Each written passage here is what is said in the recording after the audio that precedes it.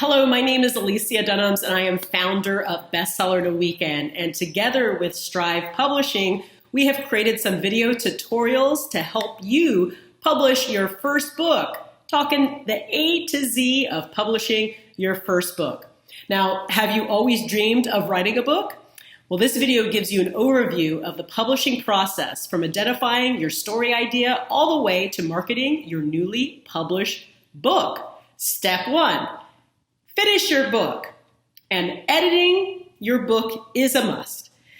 Number 1, you want to really get your book edited, because if your goal is to succeed in the publishing marketplace, you want your book edited and in excellence. Your book is worth the investment of a professional editor, and here's why. Editing equals higher sales. Over 90% of authors on Amazon have had their books edited by a professional editor. Editing can also turn a good book into a great book. We want that now. And editors can give you objective, honest feedback. It's always important to have another set of eyes on your book. Okay, and editors work with authors together. That means it's a co-creation process. It gives you a sounding board, if you will. So you definitely want to get your book edited. Now, what kind of editing does your book need? That's a question that you might ask yourself. There is proofreading. That is a final read of your book to make sure the I's are dotted and the T's are crossed.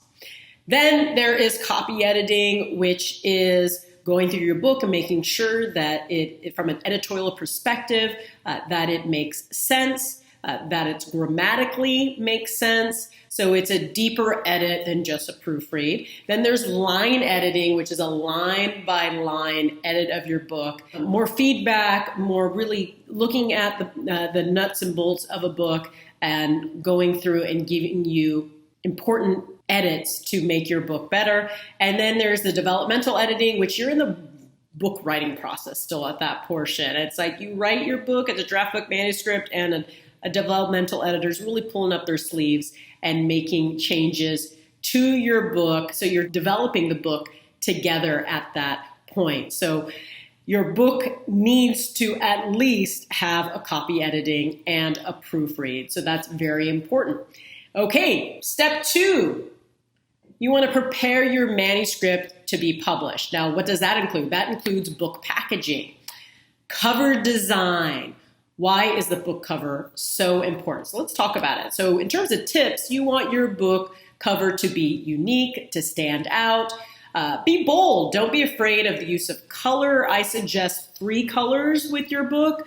And some colors that I've seen really trending. It matters what type of book you're looking at. I would go to Amazon.com to take a look at book covers in your genre. Take a look at some book cover designer websites as well. I love the bookdesigners.com. I actually know them personally. And you can take a look at any website where you're seeing book covers. And I like orange in book covers. I like yellow. Red and blue is great for like business books. And fiction book covers are going to be different than nonfiction book covers. So again, do some research, have fun with it.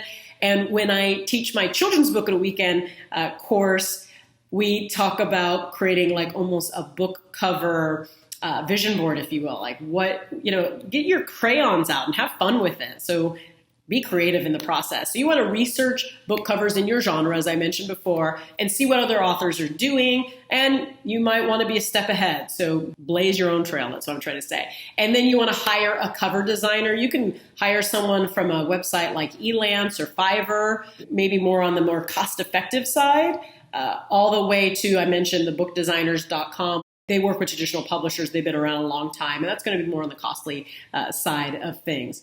And somewhere in between, you'll always be able to find that. Okay, step 3 is you want to pick what type of book product you're going to put out there.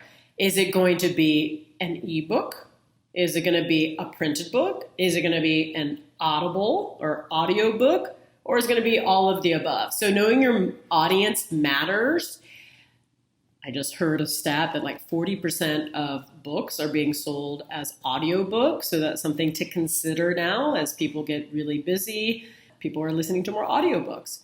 Now, ebooks are a low-cost entry into the marketplace. There's affordable distribution, unlimited shelf space and instant delivery, customizable experience across all the devices. The real answer is both. You want to do ebooks, you want to do printed book, and then audiobook for those who want to make sure you get into that marketplace. That's going to require some more energy from you. You're going to record your book in an audio studio. So something to look into research. Okay, and step 4 is choose your book distribution option. Self-published authors need a distribution plan that puts them in front of the maximum number of readers. So if you're going to self-publish on Amazon, you want to use extended distribution, again, your ebook. And, Amazon printed books, that's print on demand. So you have unlimited shelf space there as well. So it really gives you a lot of options. If you're using a publisher like Strive Publishing, they're going to support you with this. So here's some places to distribute your ebook: Amazon, Apple Books, Barnes & Noble, Google Play, and Kobo for ebooks. Printed books: Amazon, Barnes & Noble, Ingram, Spark, Books A Million, and print on demand distribution advantages. There's a lot of advantages on print on demand.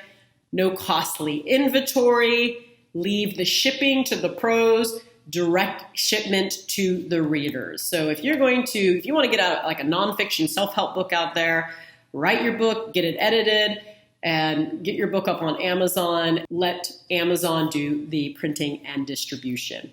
Step 5 of this process is plan your marketing and promotion. You want to have a promotional plan, a marketing plan. You do not want to just write the book and put it out there, because the average self-published author sells anywhere from 50 to 150 books. Okay, so we want to sell more books than that. So you get to have a marketing plan. So visualize your audience. This is something you want to think about at the very beginning.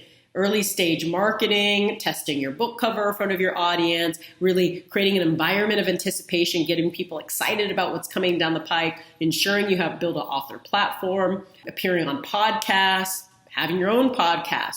So building that author platform, building a network, really bookmark it before the book is out versus after the book is out. That's too late at that point. You really want to document the process. Bring your readers, bring your fans, bring your community along in the book writing, marketing, and publishing process. So those are the 5 steps for publishing your first book.